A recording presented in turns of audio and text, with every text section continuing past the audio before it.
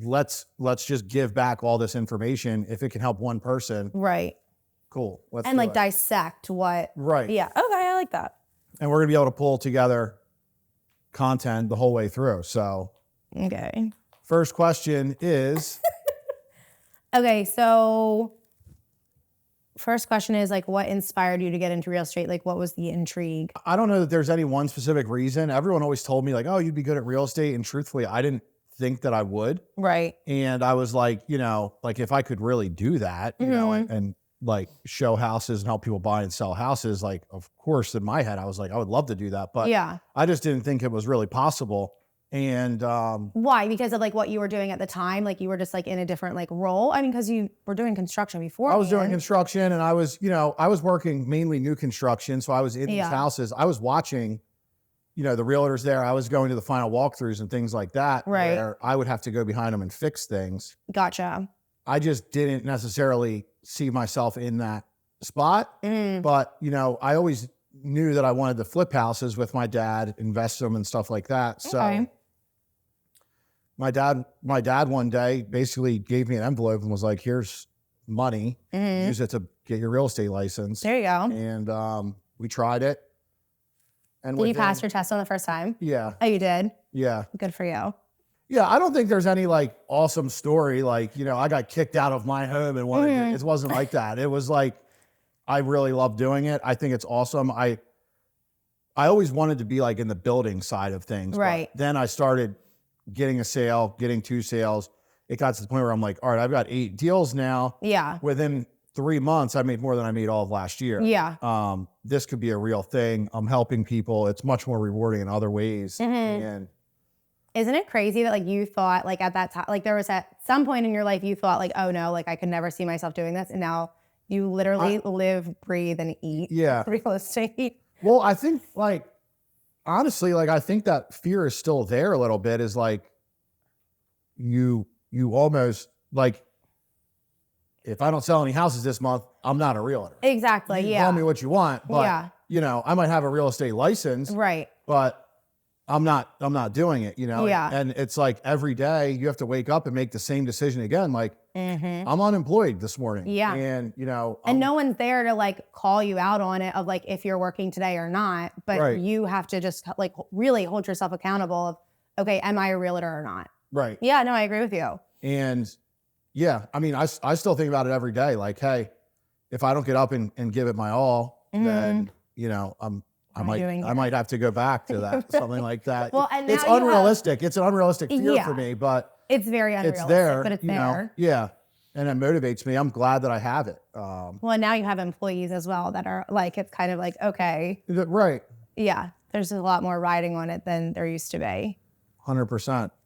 So do you feel like you ever got like a first like big like break, or was it just kind of like the like grinding nonstop, growing your sphere, like learning, like, I don't know.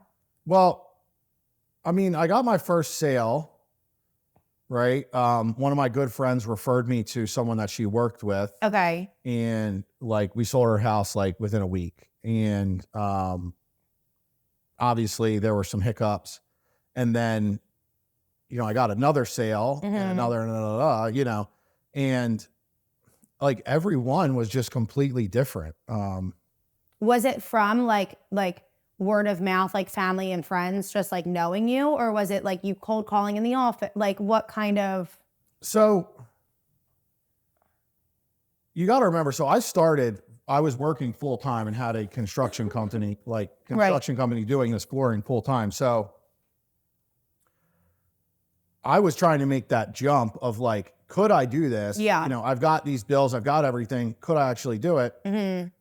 It's a little bit intimidating. I'm sure a lot of realtors, if you're listening to this, you probably had that same thing. So you only have a certain amount of time in the day.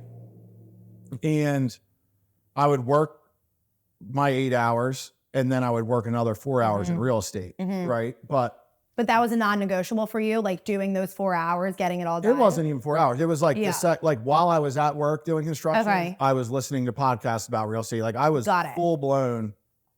There was nothing else that occupied my life. Okay. And, I was very fortunate enough to be in a good office, and I would go around the office and everybody I saw, hey, what do you do to get business? You know, everybody in there told me exactly what they did. And, I call my past friends and family. Right. Well, the thing about realtors is a lot of realtors just do something and they think they're good. Like, I'm going to do like, what are you doing? Like, I'm doing an open house this weekend.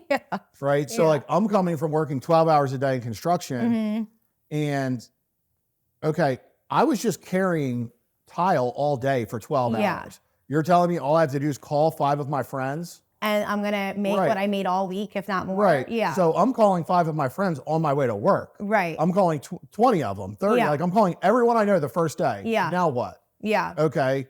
Now you've called everyone you know. You need to call more people. So I used to listen to Floyd Wickman. I would cold call. I would call expireds. Didn't you say too at the office, like you would the office that we used to be in would close at 5, right? And then like you would go, like you would do whatever you were doing. And then when did you go back to the office, like in the middle of the night or something? What was that? Like check the voicemails? So I used to go back to the office in the morning or at night. And I would get some of the voicemails. What? Like just, I guess, of people calling like while the office was So there was a closed? couple of things that I did. I would do the cold calling. Yeah. I would do, and my cold calling would be expireds and for sale by owners. Like I never got any really, but it was always so crazy that I would, whenever I did that, someone in my sphere, someone somewhere would call me. Yeah. But I was also doing open houses. So like instead of a normal agent goes, all right, I'm going to do an open house. You know, today's January 4th. I'm going to do an open house this month. Yeah. No, like I was doing 4 open houses a week. Yeah. Every week. Yeah. And every time you do an open house, you're posting in all the community boards. You're just open houses on steroids. Well, and even if it's just going to your sphere too, it's like, oh yeah, wow, people are like, Brian's killing it in real estate. He's doing all these open houses. Like, everyone sees. Yeah. You're paired up with this $800,000 listing. Right.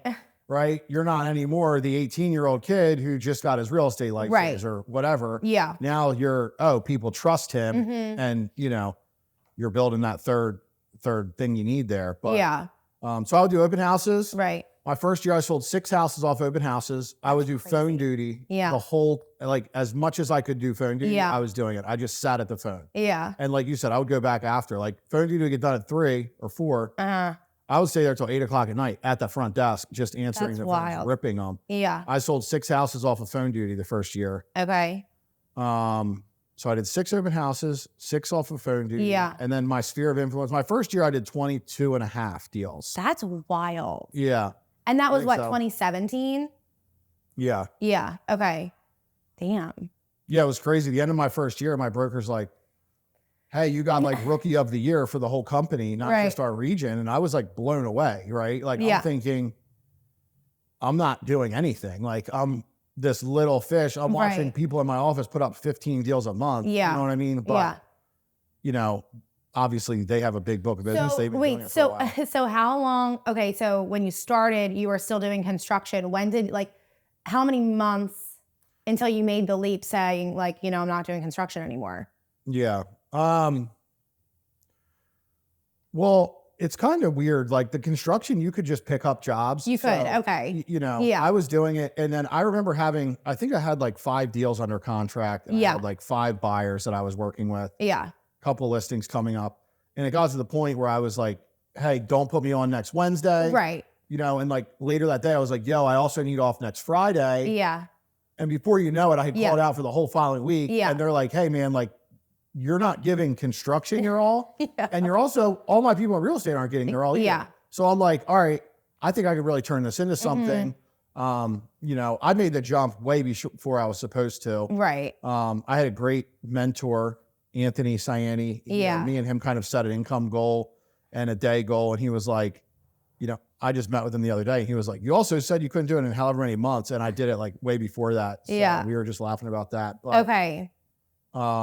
I think if you're a new agent, the key is you can't stop like once you feel like you've done enough. Like it's like trying hard doesn't matter. Right. And it doesn't matter if you tried as hard as you possibly could every day for 4 weeks straight. Like it just doesn't matter. Work like that. I have news for you. Like I'm in my 8th year and I have been sprinting almost 12 hours a day for 8 years now. Yeah. And like, unfortunately, tomorrow's a Saturday and I'm going to wake up tomorrow morning and I have do to the do same it again. thing again. Exactly. It's just, it doesn't stop. So do you think like as a new agent, like the biggest challenge for you, was it like trying to manage the time between, growing your real estate business, or what was the biggest challenge that you thought? Yeah, 100%. Okay.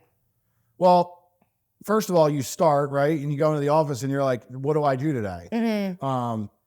And that's kind of inspired me to make some of the opportunities that we have for our new agents, like we have the lead pond. Exactly. We have the online leads. There is no agent that can walk in this door and not have anything to do. Right. You know what I mean? Which is really nice. Yeah. And see, I kind of had to build those systems like, all right, I want to call expireds. I had to do that, you know, and I didn't know what would work. Like me and Kelly used to spray perfume and cologne if it was a guy or girl on the expired letters. Yeah. But, no, well, I think I remember. Go ahead. Oh, I was just going to say I had to buy the Red X or something, and it was so much money for me. It was like $350, and it was like all my money. You know, and like we have the Red X here. I've been paying for it for like 3 years, or Mojo. No one even logs into it. I was going to say, we still have We've got a 10-line dialer. Because time is so good, but We've got a, like, they don't need anything, but I think for me, the hardest part, it was figuring out what to do, what was a good use of your time, and having the capital to start investing in my business, because I'm trying to save up to hit a cushion goal so that I can leave my full-time job. Right. But also I see in front of my face, like, you need to spend money, like, Facebook ads, all these different kinds of ad platforms were out there, but I didn't want to spend the money. It was how do we, and again, it's scary because then it's like, okay, you're leaving your full-time job where the money is coming in, but then you're spending this money that you have to spend, but like, where's the you're leaving to go work somewhere, but you're not making any money, you're just spending money every year. It's like, okay, but. So do you think like growing like the foundation of like your real estate career, like what was the 3 most important things that you did to grow that foundation? Like whether it being like, your sphere and just creating those relationships, like investing in, some of like those systems. I mean, I would say that those 2 would probably be 2 of the most important things, right? What were the 3 most important things that I did in my career? Yeah, like just to like help like the foundation of your business. Well, I think one of the things is you have to be really vulnerable, not be scared to ask for help. Right. And have like that growth mindset, because I mean, you could go ask anyone in that office. I was all over them. Like, when someone emailed me back, I wanted to know their email signature. I wanted to know their name. Do they have a link to their website? Where does that link go? Are they retargeting me afterwards? Like, is their assistant calling me? Is that their real number? Yeah. Is that the number they have here? Like, you name it. I wanted to know every single thing of every single person there. What type of mattress did they sleep in? And like, but so I think that's the first thing is like being able to ask someone for the business. Being, I guess resilient is a good word, not having any emotion, like one way or another. So if you lose a deal or you don't, just bouncing right back. Yeah, get back to it. Going to it. Not like celebrating right after I would get a win. Nothing bothers me more than watching a bunch of agents get up from a settlement table and go to the bar to celebrate. And I'm like, what are you doing? Like, go back to work. You're unemployed. Get your butt you back just to lost work. Your only job. Yeah, like no, you're honestly. now unemployed. You know? So I don't know. But to answer your question, I think the biggest thing was taking the leap, believing in myself. Okay. And quitting my job. Yeah. Because I was getting calls back the whole time. Like they didn't have anyone else to do what I was doing. Yeah. So they had a guy, but he wasn't, they needed more. Yeah. So it was that. And I think just being relentless, like not stopping, ever, like asking everyone what to do and actually taking the action and doing it. Okay. So, we had people who were doing the Brian Buffini model. Okay, well, listen, if you're used to carrying tile for 12 hours straight, you can put together fluffy gifts Right. in an hour. And send them to. And call everyone you know Yeah. in an hour. And you're like, wait, I'm still sitting here drinking my coffee. Right. Like, I'm just getting started. Now what? You know, and being willing to learn. And looking up and doing stuff. Okay, we're moving on. Yeah. I could talk all day. No, I know we could. So how did you build your client base and the reputation, and your reputation in a very competitive? Where did you get your license first? PA or Maryland or Delaware? Delaware. Okay, and I mean Delaware and PA are both very competitive, but I feel like Newcastle County, there's a ton of agents. So how did you build your reputation and your client base and all of that? Mm-hmm. So, you know, in the beginning, it's good that you partner with a good company, right? Because, you know, their name was building the trust for me and the credibility. Right. So to build my client list, the first thing I do, and the same thing I tell you guys is download your cell phone list into a CSV file, something, get it into some sort of a database. I used Buffini. I also used our CRM at the company we were with. And I also had, you know, a Facebook page, which I consider that to be a database as well. So I was always building all three of those, but every time you meet somebody, put them in there. Yeah. And now with what we use, Chime, all of those Lofty, all of those smart plans are so helpful. Yeah. It's I don't have to think about it. And I know that they're being touched in, you know, email, text or something.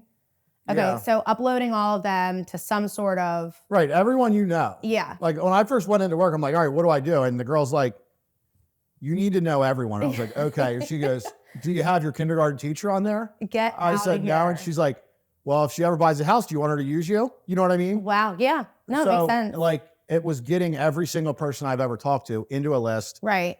And then reaching out to them and, hey, I do real estate, not that secret agent. So. Yeah. Okay. That makes sense. And then the reputation, do you think again, that just came from kind of, you know, posting, you're out, you know, doing open houses, you know, people are seeing you selling. So it just kind of came from that. Yeah. I mean, when people would ask you, how long have you been in the business? I would always answer on behalf of the brokerage. Wow. Okay. You know, Berkshire Hathaway's been there forever. We've got agents who've been doing it for 40 years in there. Yeah. You know what I mean? And pivot from that conversation. So rather than just being I just got my license. And it was oh, you know, but my partner, he specializes in this. And, you know, making sure that you never lie to anyone or even give them an opportunity to question you or something, right? Okay, so then you have that, you have your reputation, you're selling a ton of houses, then you start a team. Now we're at Foraker Realty. Can you a little bit in between? Yeah, and a little bit in between. What happened? What the heck happened? How did we get here? I mean, that's too much. Okay. To explain. Okay, we'll take a piece of it. So and go for it. The first thing that happened was we started selling to the point where we realized that if we wanted to keep the same level of service to our clients, I couldn't do everything. Yeah. And I noticed there was a point where I had 9 pending, which for someone who's had their license for 5 months, okay, you're getting it. Then the next month and a half, I had nothing. Right. Well, then I started getting another, and I'm noticing the wave that every realtor faces. How do I stop that? Well, we all know what happened. I had 9 pending, and I thought I was the man, and I didn't need to work anymore. And then you didn't prospect. Just comes to me. Yeah. Or I'm servicing all those deals. So I hired an assistant. It didn't work out. And was that me? No. Oh, okay. No, I hired you after that. Oh, okay. Yeah. I was about to say I'm still here. Okay. So you hired an assistant. And then that didn't work out. No, yeah, exactly. But I hired an assistant. And then, you know, got my taste of that. That didn't work for me. Right. And then, actually, that's not true. I hired my grandmother. She's in real estate. I hired her for a little bit. That was working well. Yes. And then I hired you, or I hired this other person to help me. And then I hired you. Yes.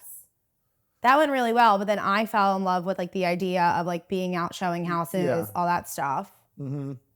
So it kind of that's how the team happened. Because I was I'm not working with anyone else. You were all right, I want to be a realtor now. Yeah. Then what happened? So then I think you were okay. And then I hired another assistant. Oh, another assistant. Yeah. And then I think that's when you were like, all right, let's get this team going. Let's right? get the team going. No, I think it was me and you, and then Renee. Yeah. She was awesome. She got us our systems, everything like that down. Yeah. And then why did we hire someone else? Who did we hire after that? I think Kelly. It was just me, you, and Kelly? Then Mike came along. He was an No. agent. No?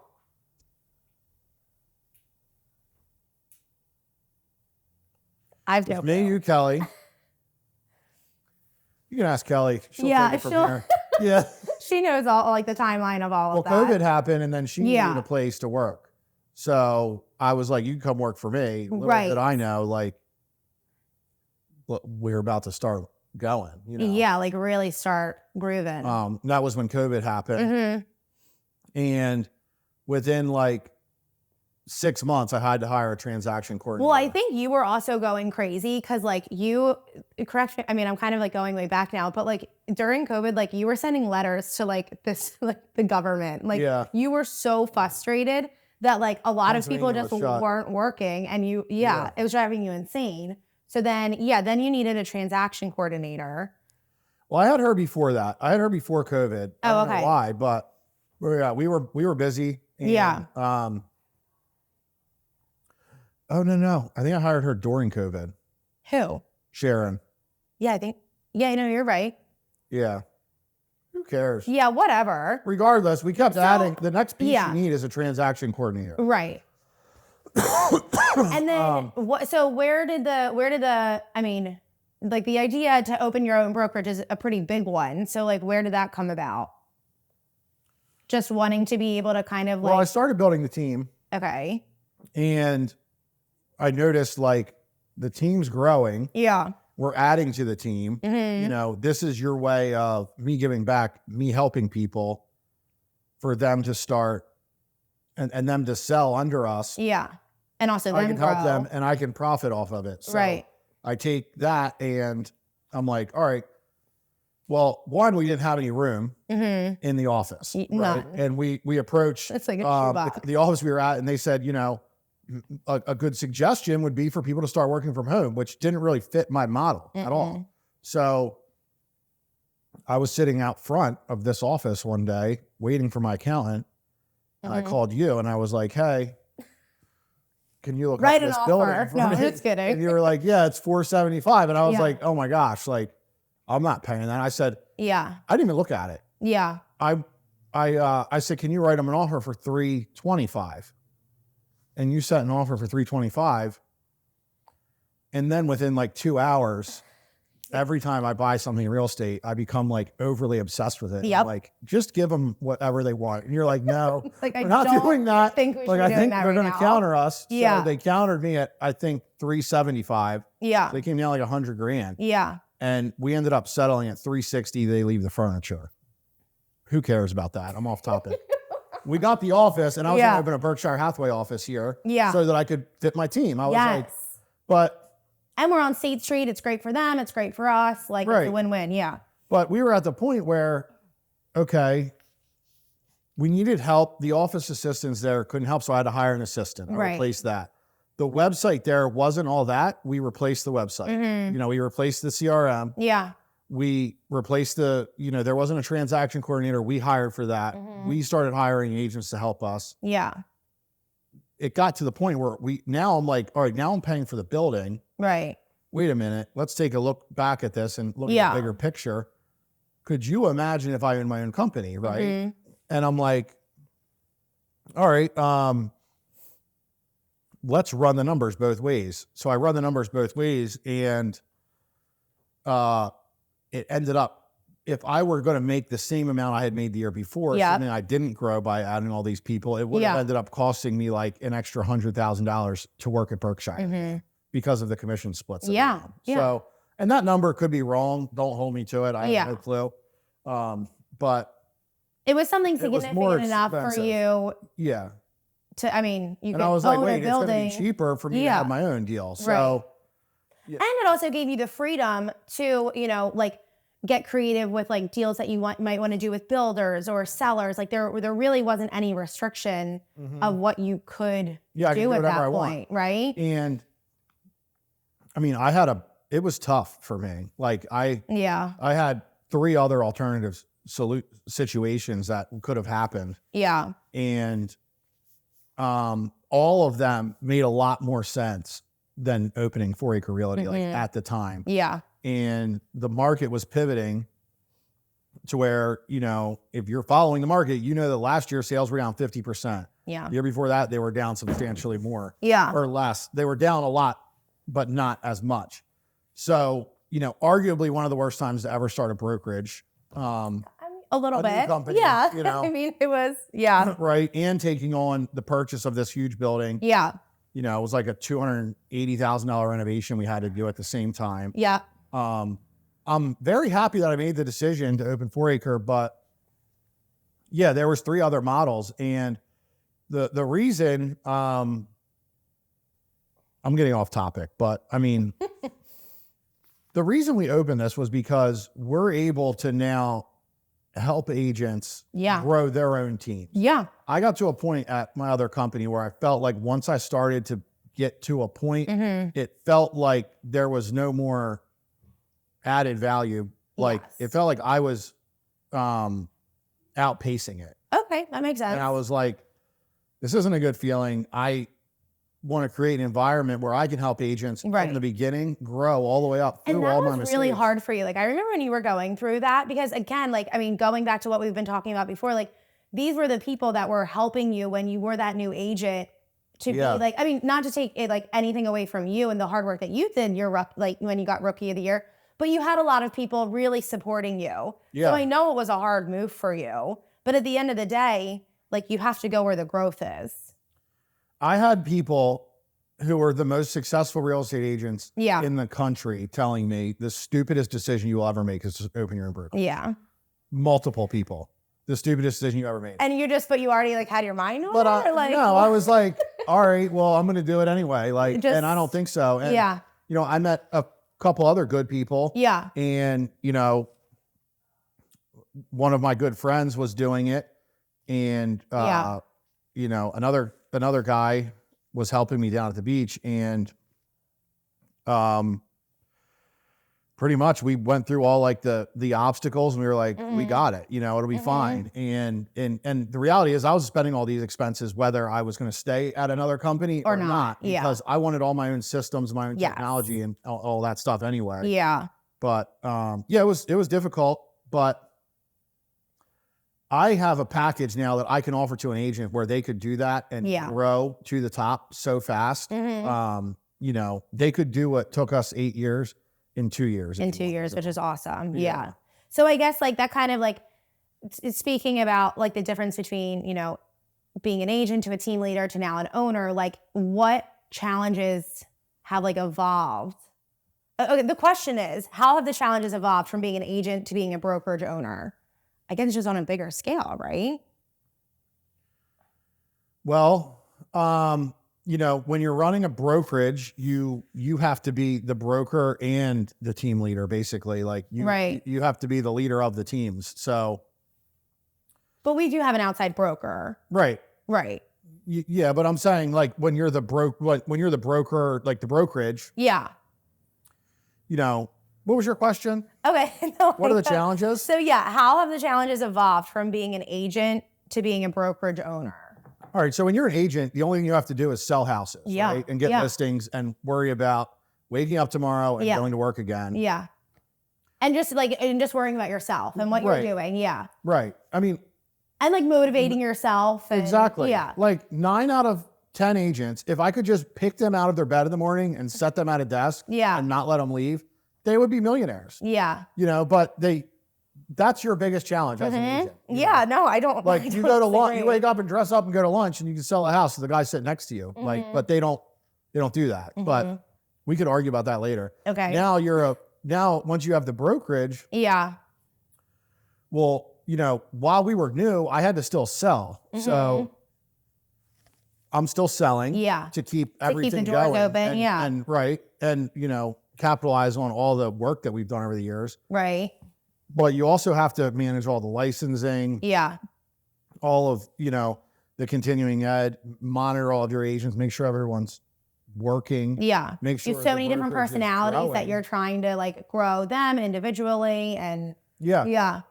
And make sure the brokerage is growing, making sure like you're growing the brokerage, but it's also slow enough so that when you take on an agent, you can actually help them Right. and not just have them get lost in the shuffle. Yeah. So I guess it's, you're helping people, but you're helping them through their agent now. Yeah. And you're helping agents build careers and, Yeah. it's also tough. just not like spending all and every dollar that you make on leads, because I know you like to do that as well.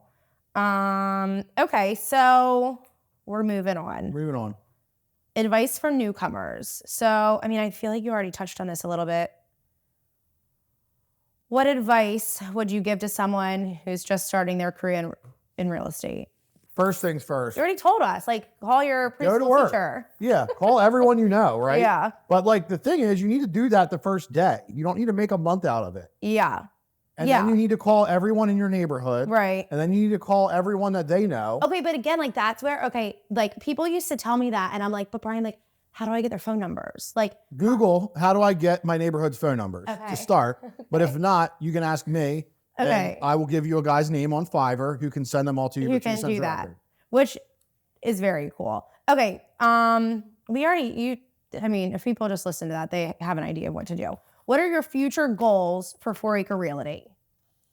So right now we're at 20 agents. Yeah. I would like to be at 75 agents by the end of 2024. Mm-hmm.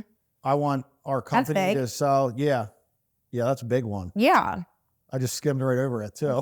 I mean, that's a lot. Yeah, I think it'll be fine. And like whatever, who cares? Yeah. Okay, go ahead. I really want to expand our business into Kent County, Delaware. Don't ask me why. Everyone I say that to Like, looks back at me why? confused. Just, But you feel like maybe there's like I think there's a lot of low-hanging fruit there. okay. And I don't think there's really one agent dominating there. Okay. And I think we could be There the we ones go. to do that pretty quickly. Love it. We also just, back to your lead addiction that I have, Mm-hmm. bought all the leads for realtor.com in the whole county. Yep. So There's that. Yeah, we're going to leverage that to try to recruit some talented agents and take up some market share there. Love it. And as far as the total unit goal, 500 units as a company. 500 would be nice. Yeah, that would be killer. Yeah, I think we could. I mean, Yeah. we've got some pretty cool stuff coming with our calling bots. We've got some pretty cool leads coming in, some really good systems down with our email marketing, our video marketing. Okay, so we talked about the goals. Now we're going into reflecting on the last 8 years that you've been doing this. I know it's a long time. Is there anything that you would have done differently? Which, like, hindsight is 20/20, but just if you can pick one thing that maybe. I would have had trust in myself more. Like, I've turned down a lot of good flip deals, and it took me a lot longer to come to some conclusions because I thought something was right Okay. and I didn't do it. Like, hiring my first assistant, everyone said, "You're not ready for that." I wish I would have done it sooner. Yeah. Wish I would have done my transaction coordinator sooner. Yeah. Um, And given them control, like fully control maybe Yeah. sooner. Yeah. I wish I would have hired like your role, the salaried agent, sooner. Yeah. I wish that, I guess I wasn't so worried the whole time. Fair. I would have bought every house that I looked at that I Literally. was able to afford in the last 8 Like years. prior to to retire. 2021. I mean, even now, Mhm. whatever. Okay. And then lastly, it says, what message would you like to leave with aspiring real estate agents and those considering joining Foraker Realty?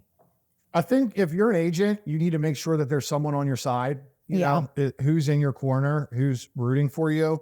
Is someone coming and helping you with the new innovative ideas? Is someone pushing you, holding you accountable, keeping you going, helping you figure out what obstacles you have? Like, you need that person in your corner. I don't care if it's a coach, your broker, an accountability person, whoever it is, but it's your team leader, whoever it is. Yeah. And if you're a team leader, make sure you have somebody. But, that's what I think we can offer the most is like, I I could talk to an agent for 5 minutes and see, okay, do this, and this. Where are and the we'll holes? Yeah. Make another $100,000. Yeah. You know. No. It's like, let's not reinvent the wheel. Let's just do what we're supposed to be doing. Yeah. So. Okay, I love it. That's my message. I guess love I it. should be looking Love at it. the camera. I don't think so. Do you have a message, Kate, for our viewers today? See, the thing is I'm biased. But I just think I just love it here so much that I think it's crazy. And see, the thing is I think a lot of people are scared of accountability. And it's almost like people say that they want to be held accountable because they feel like that's what they need to say. But then it's like scary to actually be like, oh my God, like, is this guy going to be on me if I'm not doing this? But like, why would you do that to yourself? Like, yes, you need to do this. It's like a gym. Like, yeah. You hire a trainer, you're there. Exactly. You don't. And the trainer isn't going to like scream at you and hate you if you don't do it. But like, you also need to be held accountable for it as well. So I think, I just have to wonder like if a lot of people maybe like hold themselves back because of that. But then the other thing is just like, honestly, the technology here is absolutely insane. Like you call me all the time talking about phone bots that are going to be calling people, and it just is mind blowing. Yeah, that's awesome. But it's also so fun. Where do you think was like the pivotal point of what? Like this, our company and everything happening? I mean, you were with me when I was doing like 30 deals. Yeah. We did 250 deals this year. I think when you opened the brokerage and also when you started working with that coach and those agents. Rob. Yeah. Yeah. I think that really was like, I mean, don't get me wrong, your foot was always on the gas, like always on the gas pedal. But I think that really just kind of like drove you. Yeah. Yeah, I think it was to go a little bit harder. It was Rob Gisbert. Yeah. And I think even like with it, I mean, again, like you've always been good with like technology and like innovation, that kind of stuff. But I feel like that really, I don't know. I think it was like right around that time of like when he came in the picture, you started working with him, that it just kind of took off even more. Yeah. I think so. Which was right around the time that you helped me clear my thoughts and Yeah. And just stay focused with everything. Mm-hmm. He was a lot like, don't do it, don't do it, don't do it. Oh, was he? And I was like, he was behind me. Like the second he was like, oh, he's doing it. But he was just like, let's think I got you. Yeah, like we're doing it. Here's what we're going to do. Right. But the issue was I wanted to do 250 deals in 2020 in the worst way. Got it. And I wanted 100 listings and 200 deals with a team. And I was like, all right, I'm doing it.